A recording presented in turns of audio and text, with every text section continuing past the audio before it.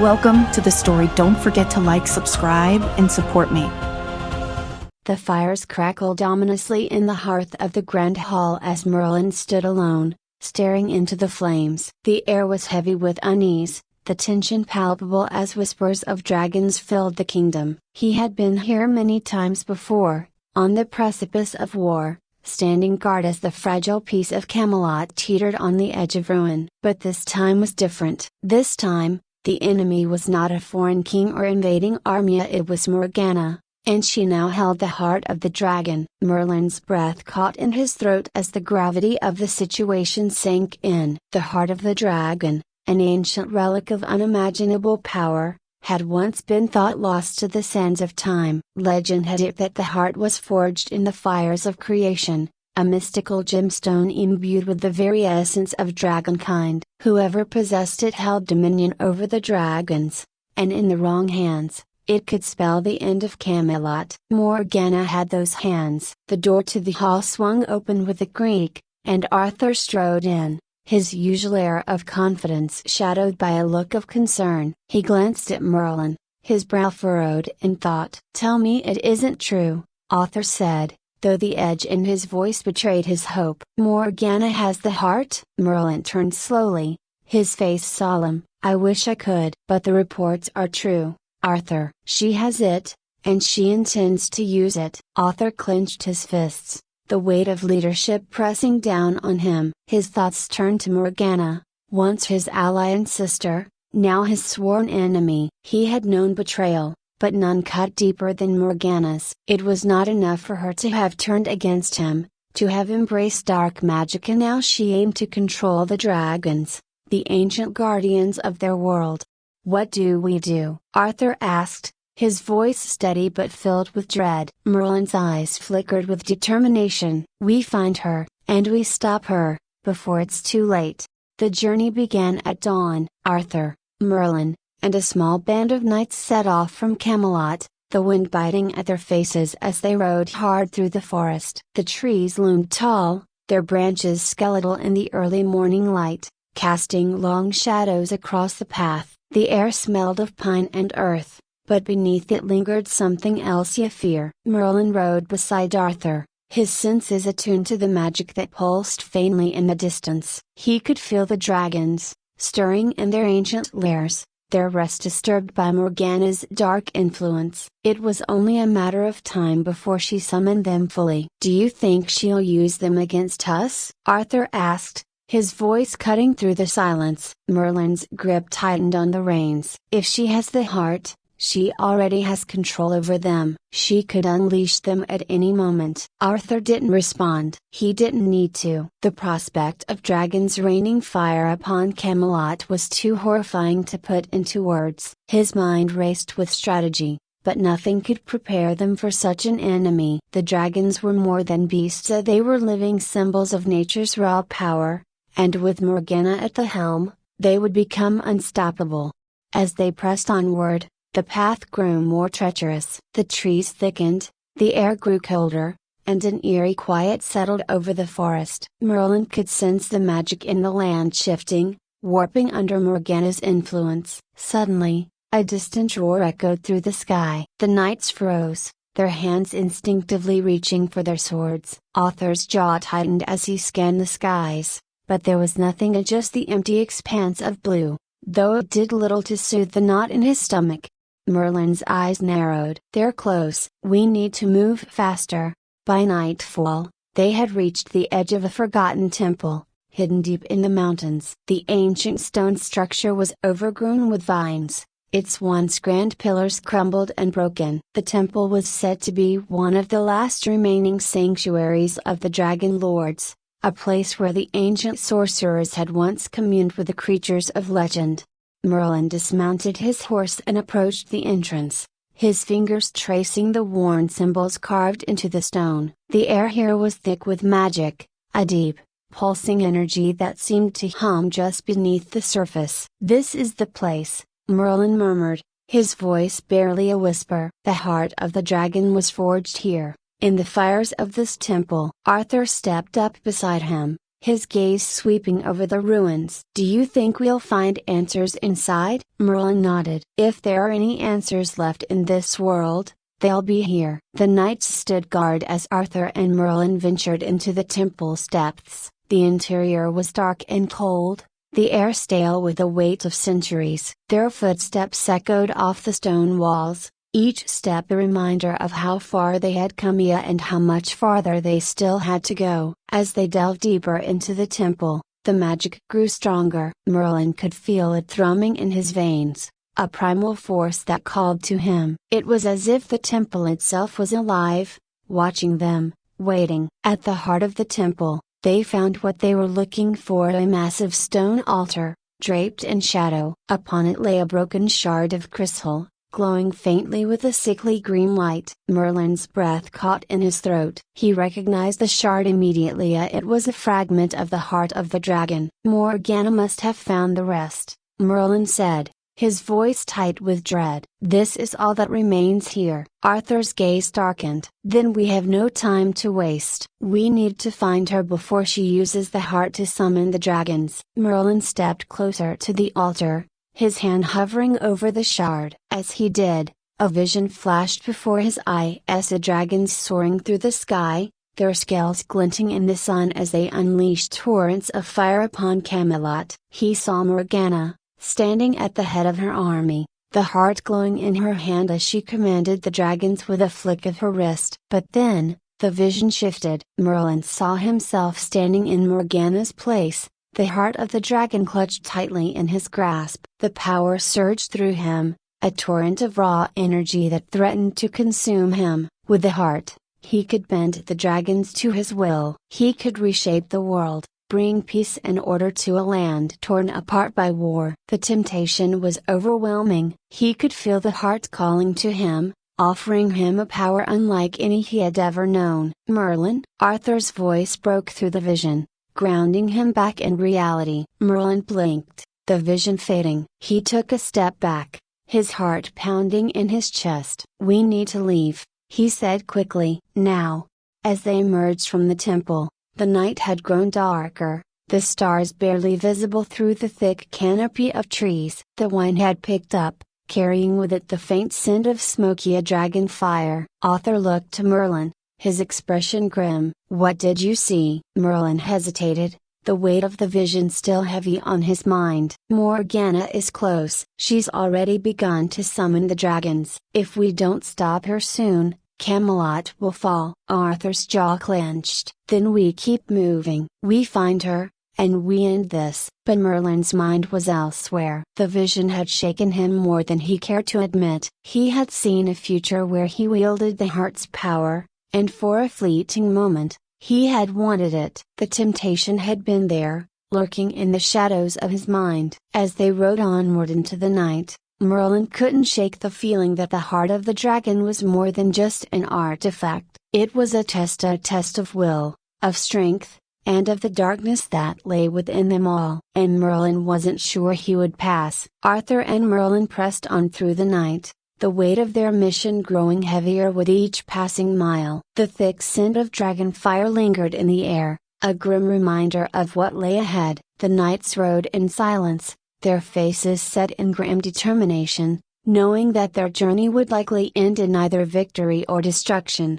Merlin couldn't shake the vision of the heart from his mind. The image of himself holding that immense power still gnawed at him, tugging at the edges of his thoughts. The temptation to control the dragons, to wield that kind of magic, was almost unbearable. But he had to stay focused. Morgana already had the heart, and every minute they delayed brought her closer to unleashing chaos upon Camelot. They reached the foot of the mountain range by dawn. The jagged peaks loomed above them, shrouded in mist, their slopes treacherous and forbidding. Somewhere in those mountains, Morgana was preparing her final assault. Arthur dismounted, signaling for the knights to take a brief rest. They had been riding for hours without pause, and while the men could handle the physical toll, their horses needed a break. Merlin, however, felt no rest in his bones. He paced along the rocky ground, his senses attuned to the faint pulse of magic that grew stronger with each step toward Morgana's lair.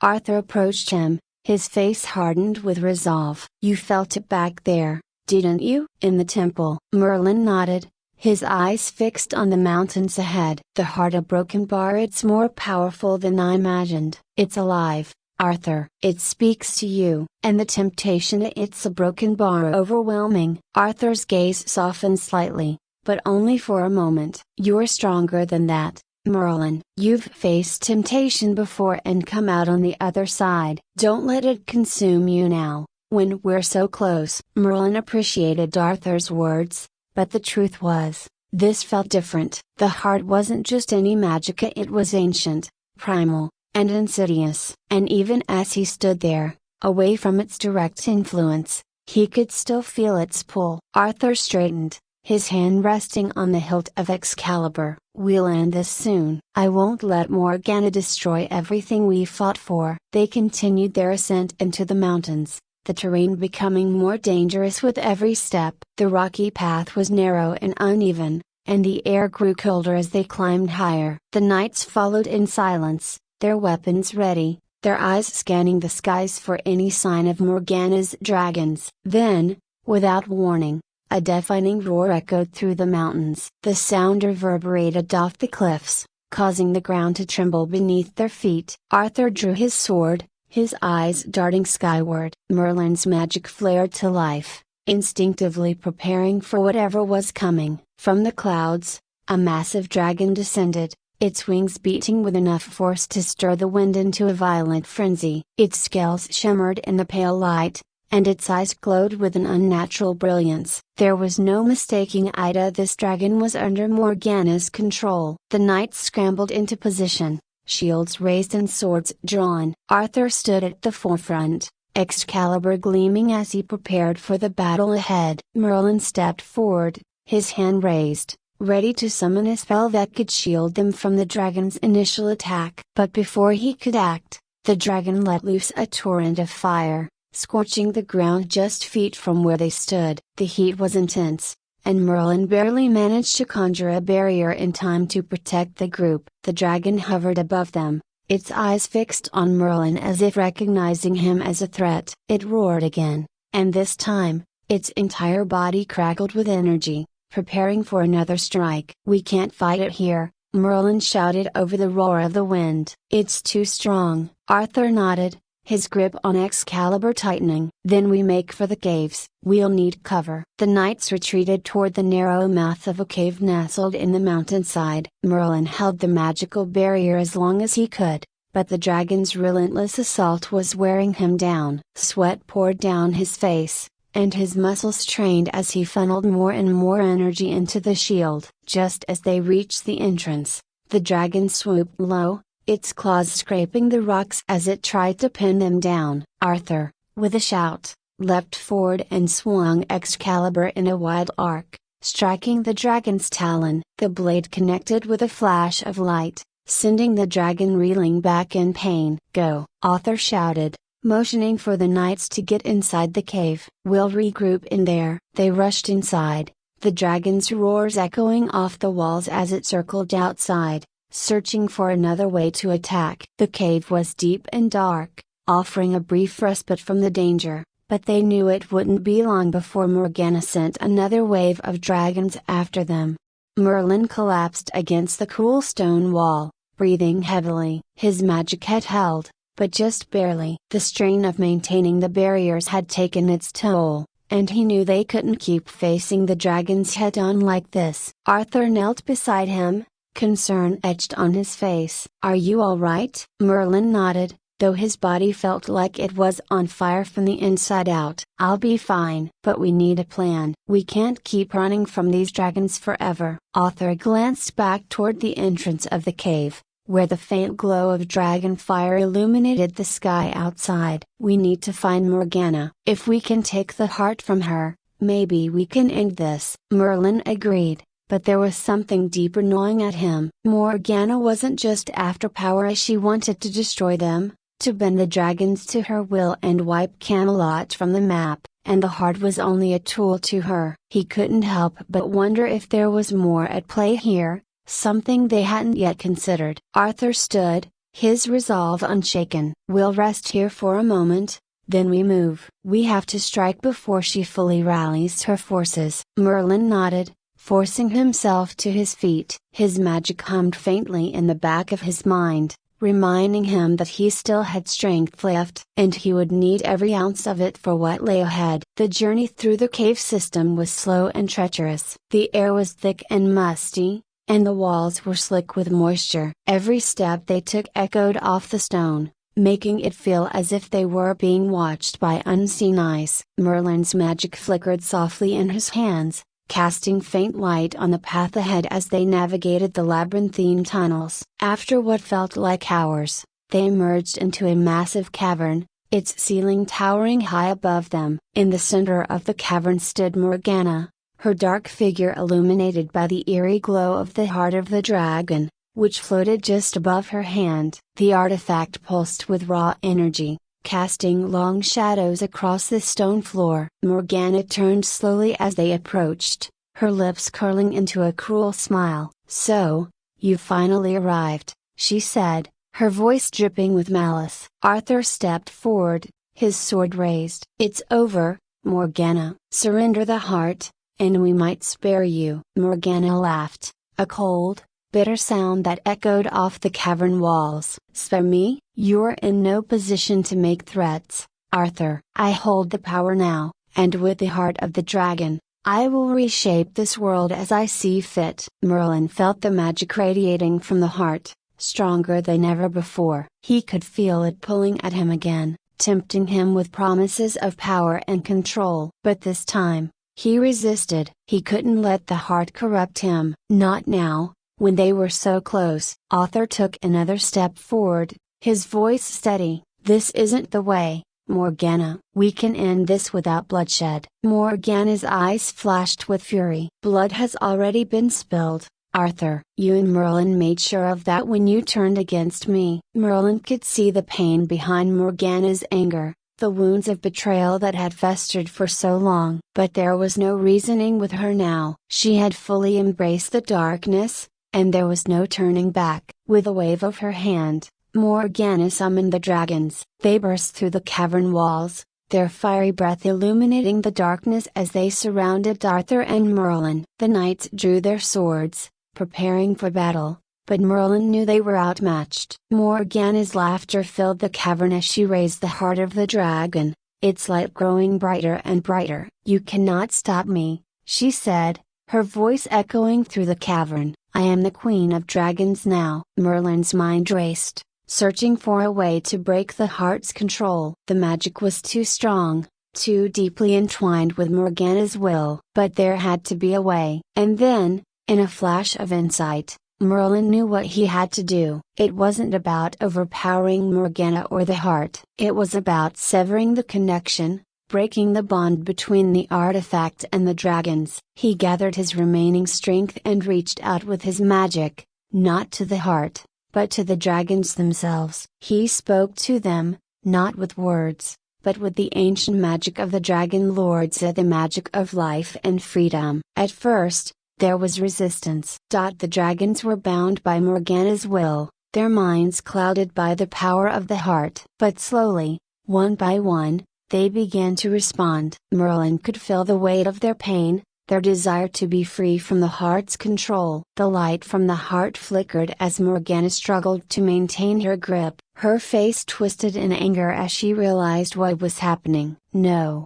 she screamed, "They're mine." But it was too late. With a final surge of magic, Merlin severed the bond between the heart and the dragons. The artifact shattered, its power dissipating into the air like smoke on the wind. The dragons, now free, turned their gaze to Morgana. For a moment, she stood frozen, her power slipping away as the reality of her defeat set in. And then, with a deafening roar, the largest of the dragons lunged forward, its massive jaws closing around Morgana in a flash of teeth and fire. In an instant, she was gone, consumed by the very creatures she had sought to control. The cavern fell silent. Merlin collapsed to his knees, the last of his magic spent. Arthur knelt beside him, placing a hand on his shoulder. "It's over," Arthur said quietly. Merlin nodded, his body trembling from exhaustion. Yes, it's over. The dragons, now free,